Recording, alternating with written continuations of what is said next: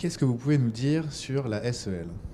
Alors, la SEL est considérée comme l'aboutissement de l'exercice en groupe, car c'est une société immatriculée au registre du commerce, dotée de la personnalité morale, bref, complètement autonome par rapport à ses membres. Aboutissement parce qu'elle permet la réunion à la fois des moyens, autrement dit on n'a plus besoin de SCM, mais également de l'intégralité des cabinets, mutualisation de l'exercice professionnel. C'est une société qui est inscrite à l'ordre. C'est la société qui exerce la profession, bien évidemment, par l'intermédiaire de ses membres. C'est surtout ce qui la caractérise, c'est l'ouverture du capital. En société de fait, en société civile professionnelle, tous les associés sont nécessairement médecins. C'est une condition sine qua non pour être associé de pareilles structures.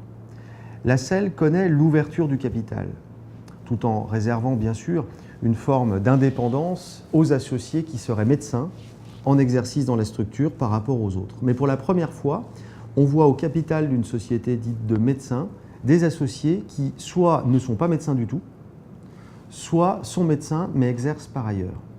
C'est donc une structure qui permet de réunir des fonds, qui permet d'associer différentes personnes de qualité extrêmement hétérogène, avec quand même un point culminant, la majorité du capital et des droits de vote, donc la gouvernance, doit être réservée à des médecins en exercice. Cette société, elle date de 1990, autorisée par un décret de 1994, et elle est venue directement concurrencer la société civile professionnelle. Tout comme la SEL, la société civile professionnelle est un outil juridique qui permet de rassembler à la fois les moyens, donc plus besoin de SCM, mais également l'activité. En quoi les deux se distinguent et quel est l'intérêt de la SEL? C'est qu'en réalité, le droit des sociétés médicales s'est clairement inspiré du droit des sociétés commerciales, qui date pour la SA par exemple depuis 1867, la SARL depuis 1925, et pour la première fois, c'est une société qui connaît la responsabilité limitée, d'où l'appellation SELARL, bien connue, Société d'exercice libéral à responsabilité limitée. Les associés connaissent une limitation financière qui est plafonnée au montant de leur apport. Au-delà de cet élément, la SEL, structure d'exercice, est venue directement concurrencer la SCP. Pourquoi? Parce qu'en SCP, la responsabilité des associés est indéfinie, c'est-à-dire que l'associé engage l'intégralité de son patrimoine personnel au regard des dettes sociales. Il n'y a pas une véritable séparation du patrimoine professionnel du patrimoine privé. Cette responsabilité, jusqu'à une loi de 2011, elle était qui plus est solidaire. Je donne un exemple. Nous sommes 3 associés de SCP. Notre SCP a une dette envers un tiers qu'elle ne paye pas. Le tiers avait la possibilité jusqu'en 2011 de demander à n'importe lequel des associés de payer la totalité de la dette de la société. Charge à l'associé qui a payé pour les autres de se retourner contre ses associés. Solidarité, responsabilité indéfinie. Indéfinie, ça veut dire que si la SCP ne peut pas faire face à la dette, à sa dette, mes biens personnels peuvent être appréhendés par le créancier. Donc aujourd'hui, entre le choix de responsabilité illimitée ou limitée, pour des raisons juridiques, on s'orientera bien évidemment vers une structure dont le risque financier est limité. Deuxième élément, la SCP ne pouvait déployer son activité que sur un site unique. Pareille disposition étant peu adaptée au cabinet de radiologie, par exemple. Alors que la SELARL connaît, et ce depuis d'ailleurs un décret de 2012, une libéralisation sous couvert, bien sûr, de remplir des conditions fixées par la loi, par le décret plutôt, exercer son activité sur une multiplicité de sites, ce que la SCP ne connaît pas. Là encore, troisième exemple, un associé de SCP ne peut exercer son activité que dans le cadre de la SCP. Il ne peut pas déployer une activité médicale en dehors. Alors qu'en matière de SELARL, c'est tout à fait possible. Un associé peut exercer son activité dans la structure et cumuler avec un exercice individuel. Le meilleur exemple est celui en radiologie.